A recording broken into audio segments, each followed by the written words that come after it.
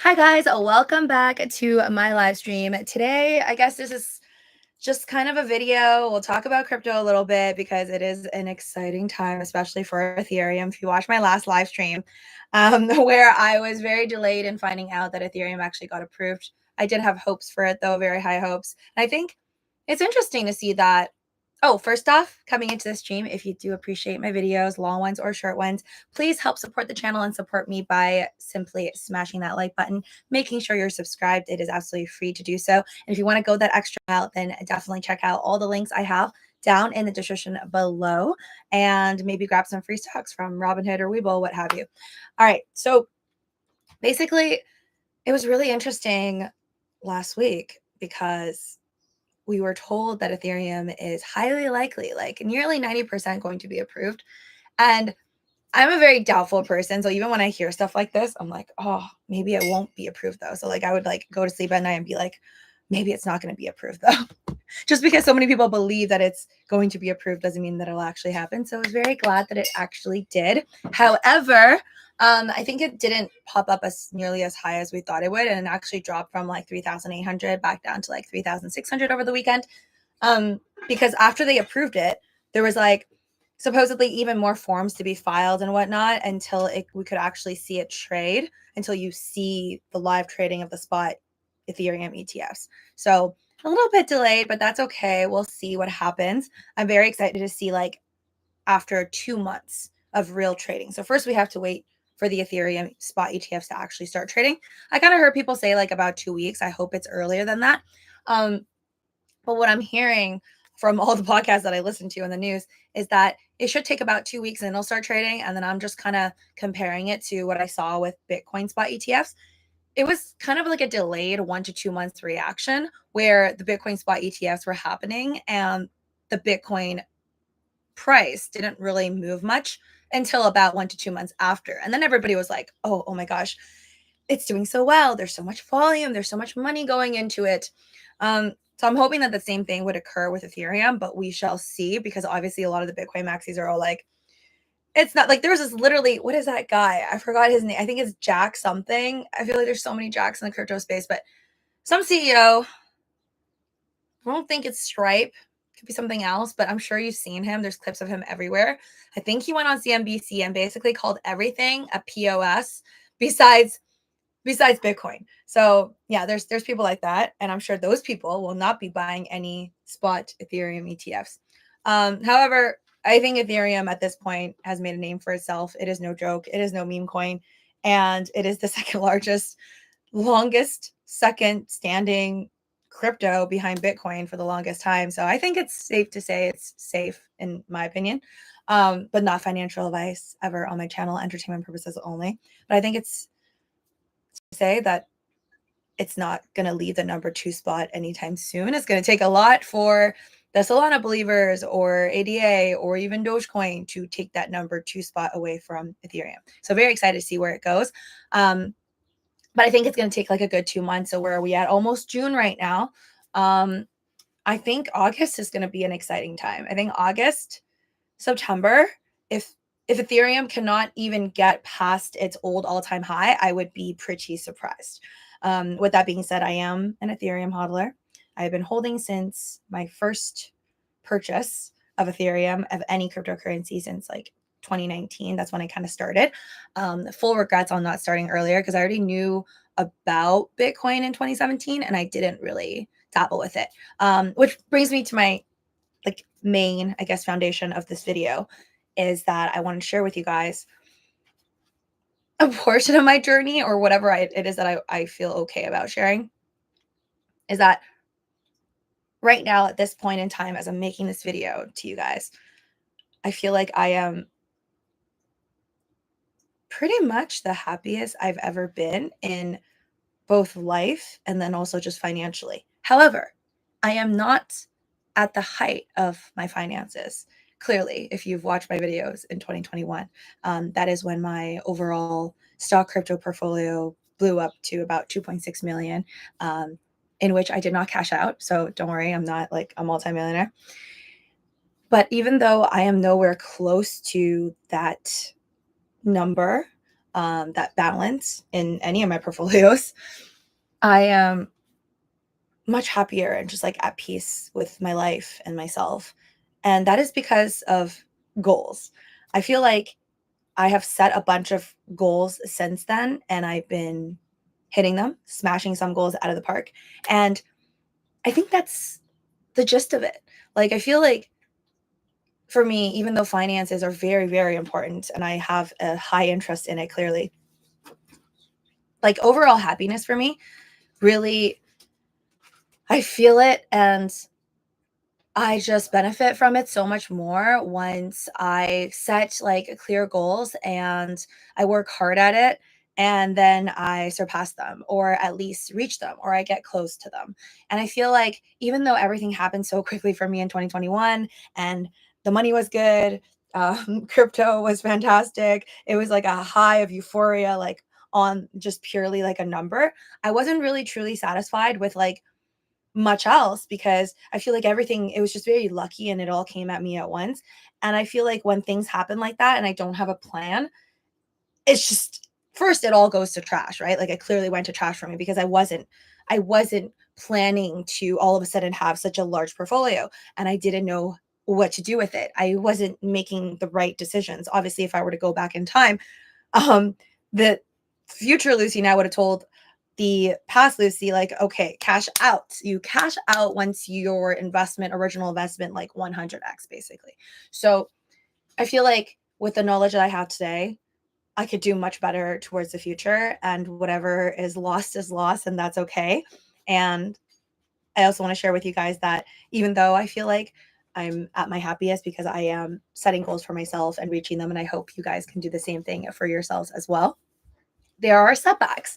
And I want to talk about those too, because it's not like green day, just butterflies and rainbows every single day and reaching new goals.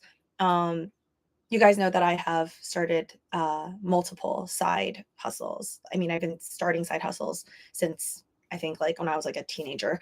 I would buy things cheap and then flip it and sell it on the side to friends and at school, whatnot. Like I did everything I could pretty much since I was like a teenager to make as much money as possible and have a good savings. Um, but yeah, I feel like recently with my e-commerce side hustle, um, two of which being on eBay, they're doing really, really good to the point where one of them, I set a goal for myself last year in September when I started it. I was like, I'd be happy, like over the moon, if I could just make like $10,000 within a 90-day span. And the reason why it's 90-day span is because that's just like what you see when you open up your eBay profile when you're a seller. It just kind of shows like what your 90-day like profit is. So I made a goal for myself in September last year. I was like, okay, if I could just get to like 10,000 by the like end of the year, after like by September 2024, because I started in September 2023, I'd be like really, really happy. And I pretty much surpassed that like about 2 months ago. I hit about 15,000 and now I'm on my way to about 16,000 within the 3 month span. And that's just like my side hustle that I plan on keeping because I'm having fun with it. But yeah, I sell like all types of stuff. I have 2 accounts, not related, and not tied to my name because I like my anonymity and not having everything tied to like my public social media and stuff like this. But anyways, I have more details about that if you do follow me on my Patreon or OF. So definitely check out my links down below. Thank you. But yeah, like even though I'm really, really happy about that, and I feel like I've really surpassed my goal set, and I keep like just kind of going as if I'm hungry. Like I'm not I shouldn't have to work as hard, I feel like, for the goal that I've set because I've already surpassed it, but I like to after I reach something, like for example, the eBay goal set for myself, after I've reached it, I've now just created like not new goals per se, but I'm just acting like I am starting from ground zero and I don't really have a limit like, oh, I have to get it to like 100,000 in 3 months, right? In 90 days. I don't really have those numbers. I'm just like, okay, now I want to list as much as possible. Like I want to have like 100,000 listings, a million listings, like just, I want to achieve the impossible basically is what I'm telling myself. And I'm aiming for it. Like it is possible. And I think that's it works for me. I wouldn't say that's the healthy way to go about it for everybody because I do feel burnt out at times. But so far so good. And I do want to share with you guys that even though things are going well in that sense, and obviously like my crypto portfolio, stock portfolios are doing much better than before. Um, it's not all peachy because I've really looked back at like what I was doing, my daily like routine in the beginning of 2023 and in 2022. So I definitely had certain setbacks to like, for example, my health, I feel like. Um, not to the point where I feel like I need to stop doing what I'm doing. I'm clearly like fine, besides actually getting sick because I was just really stressed out. But that was like a whole other health reason before my Florida trip. I'm much better now. Throat's still a little bit scratchy, but like you can't win at everything, I think is like the point I'm trying to make. I was trying to do well at everything, but I realized in reaching my goals on like my new e-commerce side hustles and doing well on eBay and whatnot, I have stopped being able to do my 200 crunches or sit-ups every single day, which I started during the pandemic, like in 2020. And at one point I was very proud of myself because I lost like 15 pounds, and I was also in 2022 at one point, I think for just a short amount of time, but I was very proud of it. For about 3 months, I was like at 114 pounds. I'm currently probably like 135, 136. Like I don't even want to know. But yeah, like at one point I was at 114 pounds. I was very happy with my weight. I was very happy with the way I looked. And just like my stomach was a lot more fit than now because I was doing the crunches. And I've completely let myself go in that sense. And it's not, I think, just because of doing the side hustles. It's also just because I think I mentally like was trying to figure things out. Now I'm like, okay, I want to do so many other things. And a lot of like life was just happening at the same time, and it just kind of like veered me off course. And I haven't been able to do my 10,000 steps a day. Also, that I failed because I used to do 10,000 steps a day during the pandemic as well. So I've kind of lost on doing 10,000 steps a day, even though I wear this watch every day. And I kind of started wearing Apple Watches because I wanted to count my steps in the first place. So yeah, that I really kind of feel bad about. The two things is no longer like putting that time for myself, like just around 30 minutes to an hour a day that I used to do during the pandemic. And I did it basically for like 2 to 3 years of actually spending the time on my body, on my health, on my fitness, and on my core strength, which is very important if you think about it, like in anything that you do. So I want to fix that. That's something that is important to me. And unfortunately, it was set back due to all the things that I've been trying to achieve and luckily achieved. Um, so yeah, I think that is something I really want back. Like once I've cleaned up the room, it's really, really messy. I'm not going to show it to you. I'm only going to show you the clean-ish parts, but my house is a mess. It's been a mess for, I would say, well over a year. It's just like I keep thinking about the things that I have to do, going out, spending time with friends or family, going on vacations. So I get like set back the little things, but the little things do matter because when your place is a mess, I mentally believe that it causes stress in me. Like just looking at certain things, like certain parts of the house, like stresses me out to be like, oh my God, why are you such a loser that you haven't cleaned in so long? So that I need to like really do better on. But after or around the same time as me doing that, I need to fix up my lifestyle, my health. And I want to start doing those 200 crunches a day, maybe at least 100 crunches because now I am busier. So again, can't win at everything. I might have to just alter the courses of, you know, my daily routine. So want to do like, let's say at least 100 crunches or sit-ups per day. I've been doing my squats though. I should actually do it while I'm talking to you guys, but I've been doing my squats. I started off doing like 100 squats a day in February of this year, sorry, February of this year. And I was doing well. Then I got like really, really busy with my orders and whatnot. And now I'm doing like maybe 30 a day if I'm lucky. So need to do much better with the fitness. And I have not been hitting my 10,000 steps. I went down from 10,000 steps within the last, obviously, like 9 to 8 months of working very hard on my eBay shops, to probably doing like 4 to under 5,000 steps a day, 7,000 steps if I'm lucky, unless I'm going to like Universal or Disney World or something like that. Obviously, you can get like 20,000 steps a day. So, unfortunately, I don't live right at Disney. Otherwise, I would probably get 20,000 steps a day. So, those are the things, the top 3 things that I feel pretty stressed out about every day, even though I don't show it. It is the lack of the 10,000 steps a day I take that I do want to get back, because I think that is possible. That's just like a little more oomph, like a little more effort that I need to put into my day while I'm doing my listings or anything that I'm doing.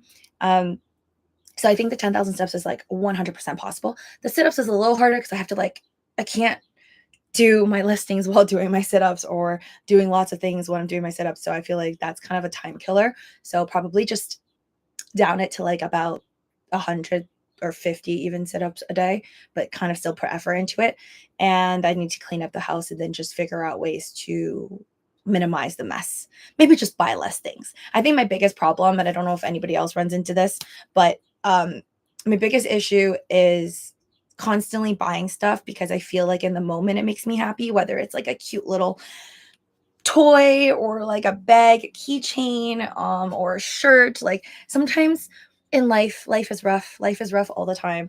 And you just want to like buy something to make you feel good in the moment. And it's almost like from a third person perspective, like I could see myself doing it. And it's like I think it's stupid what I'm doing because it doesn't buy me long-term happiness, but I do it anyways. So yeah, not perfect, not perfect. But these things, these items that I get, whether it's clothes or little mini keychains and stuff, they add up and then they become dusty depending on where you place it.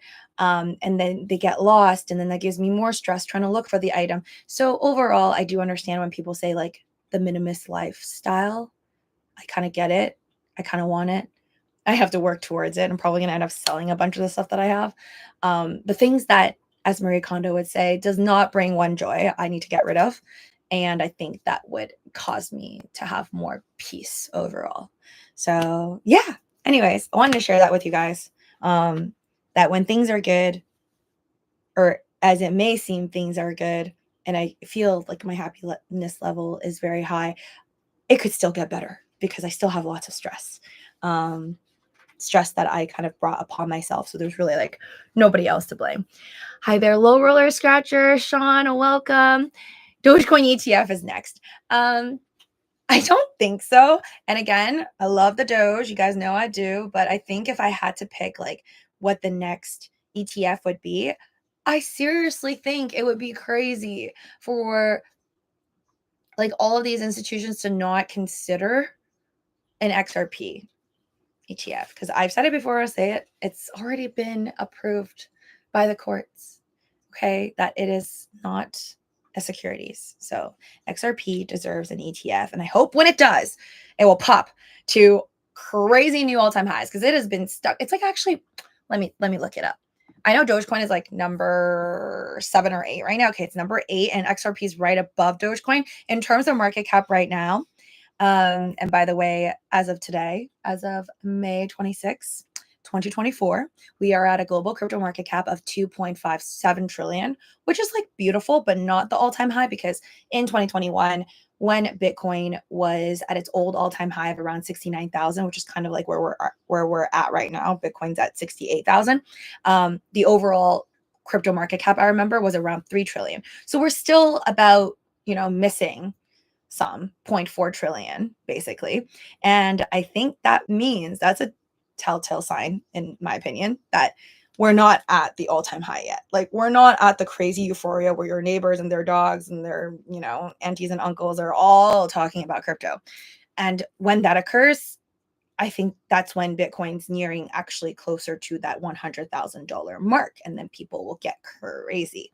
And when I say people will get crazy, I also mean I will get crazy, because I am people, and the way I see it is euphoria is unstoppable. It's actually like the fact that I bought into GME and AMC again after getting wrecked and burned in 2021 and in 2022 too, over and over and over again. It's just magical to me. Like, again, it is the third person perspective where I am like looking at myself in an aerial view and being like, oh, so dumb. Why are you doing this? But anyways, no regrets. I have GME and AMC still. Wish me luck. Do I really want to hold it for 20, 30 years? No. But do I have higher hopes for AMC than GME? Yes. And I wish good luck to all. But anyways, right now the greed level is at 65, which I kind of agree with, because I feel like even though people would like to be greedy with Nvidia and like stock market, S&P 500, NASDAQ, everything at all-time highs, like all you hear every other day, the economy is not actually good. And that's also something I guess I want to share with you guys. Let me know down in the comment section below, like what world you're living in right now. But for me, the people that I know, some friends of mine in California, SoCal specifically, are struggling financially. Like I know people with multiple side hustles all of a sudden. That is something I've never heard of in 2021, 2019, 2018, and whatnot. Like more and more people are having side hustles. And as much as I love that, I think it all depends, right? There is the people who do the side hustles like me because I just love it. It's in my veins and I've been doing it since I was a kid. And then there's the people who like do the side hustles because they have to, because they can't come up with rent with the one job that they have. So I think we are more like on the latter right now. At least that's what I'm seeing. Like I'm seeing a lot of people that are just struggling financially because they can't afford groceries as they used to. They can't afford to go out with their friends as much as they used to. And like a lot of people are just cutting back on spending clearly as the years roll by, even though you're seeing these crazy new all-time highs. So again, it's kind of a familiar territory where you just see like, okay, who's really benefiting from Nvidia all-time highs? Do the average person own a bunch of Nvidia stock? And when I say Nvidia stock a bunch, I mean like, does the average person have like $10,000 even invested in Nvidia? Probably not. So we're in this really funny territory right now where, at least it feels in California, that everything is expensive, going out is expensive. People don't have enough money to even come up with rent anymore. And funny enough, there's all these calculations thrown around, but obviously we all know that most people can't afford homes unless your parents are super rich and you have a trust fund, or your parents just buy out the house for you. So most of us cannot own a home. And there, when I say most of us, I mean even the rare, like 1% of people, less than 1%, that can make over like $300,000 a year. They may not be able to secure a home depending on how they spend their money, right? Like everything is a choice, but it is a pattern that people who make a lot of money and high salary, it doesn't necessarily mean that they don't get themselves in debt. And it doesn't necessarily mean that they make the greatest life choices when it comes to money, because sometimes people make like $300,000, $400,000, but then they're blowing a lot of money on like, let's say, unnecessary things. Maybe they're getting like a $100,000 watch. Maybe they have 3 cars instead of 1 that they actually need, or going out to Michelin star restaurants every other day. That will not be enough no matter how much money you make, unless you're Elon Musk or Jeff Bezos. In that sense, I'm pretty sure they'll just give you the meals for free. Just kidding. So right now, Dogecoin is at number 8, and the last 7 days we're up 12.17%. It is at 16.6. The overall market cap of Dogecoin is 24 billion. Feels crazy to say that, but XRP is at 29 billion. So I know that if Dogecoin goes to, even 30 cents, which I think is a hard mark to make if you look at any of my tweets. If you're not following me on X, please do so. It's just Live with Lucy, and definitely check out all of the links that I have down below. Much appreciated for those of you guys that smashed the like button and subscribed. But yeah, I think the 30-cent mark is very hard to surpass, but XRP is definitely like just overlooked at this point, in my opinion. Like 52 cents, buddy. It was like 21 cent, I think, when the news came out that like all of these different crypto exchanges were just freezing it. And it was off of like Coinbase, for example, for the longest time. I don't think you could do XRP still on Robinhood, because I've never bought on Robinhood, but double check and let me know. So yeah, I think it's funny that it was around 21 cents when the news came out that there was going to be this lawsuit. And then now, like so long after the lawsuit is settled, and XRP already won, and it's still at 52 cents, under $1, is quite sad. But let's click into XRP. I did not purchase this, obviously, during 2017, but I think 2017, or last I looked at the chart, was around the all-time high. Let's double check. Okay, I'm wrong. It's around January, the beginning of January 2018. When XRP, what was the price though? Hold on. Oh, right. I should click price. Okay. Around January, the beginning of January, it was at $3. I think that's when its all-time high was. So let's say we potentially even get back to the all-time high, which I think a lot of people don't believe we can. But if we do, that's about a 6x gain. for XRP, right? I love it. Sounds good. But I also have to keep in mind that it is already pretty high up there in the market cap, and anything that is high up there, like Ethereum, I'm not seeing 100x anytime soon, right? And obviously, with the smaller coins, there is more risk, in my opinion, like PayPay.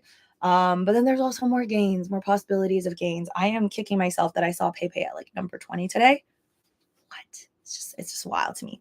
But yeah, so as much as I love XRP and I have been diamond handing this, I'll wait around probably like till near the end of the year, see if it pops or moves. But I'm definitely getting rid of it like ASAP. I'm hoping that it is or could be considered as a next spot ETF, but I think most people are hoping that it's Cardano or Solana at this point.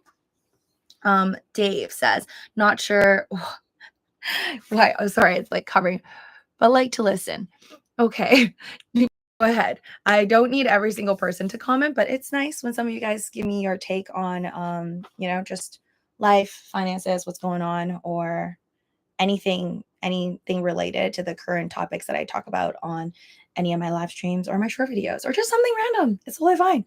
I try to read most of the comments, try to get back to you guys. So I apologize if some of them are too long. Honestly, the longer your comments are, the shorter they are, the more likely I'll be able to read it. Let's just keep it at that. Sonic K says, I don't think so. Who is buying PayPay coin? People refuse to sell PayPay coin. That coin keeps going up every day. But like, why? Why are people holding on to PayPay? Like, it's not an Nvidia. But maybe I'm just silly and I'm getting it all wrong. And I should be holding PayPay because I clearly was already wrong. I'll admit that, because I really should have bought PayPay. I didn't ever want to buy PayPay though. I think the only thing I actually wanted to buy was Dog with Hat, when it was well below top 100. I was like, oh, I think it could get to like top 50. And then it did. And then now I don't really know where it is. But Dog with Hat is interesting. I think I have a bias towards anything with a dog on it. Like, oh my God. I don't think this has ever happened, but I really hope the Everything is Fine comic, like that meme, the dog with like fire everywhere. Oh my God, can someone make that into a coin? Because if I see that, I will put money into it just for the heck of it, because I love that meme. I think that is probably one of my favorites. One of my best friends has the actual doll. I don't know where she got it. But she has the doll of the Everything is Fine dog. And I think it's so cute. Bonk is a good coin too. Oh yeah.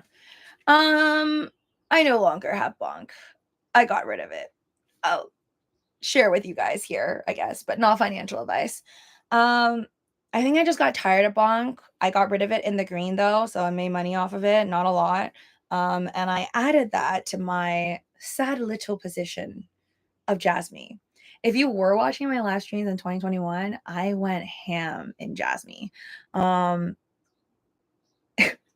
Jasmine's supposed to be like the Japanese Bitcoin. At least I can think that's the joke.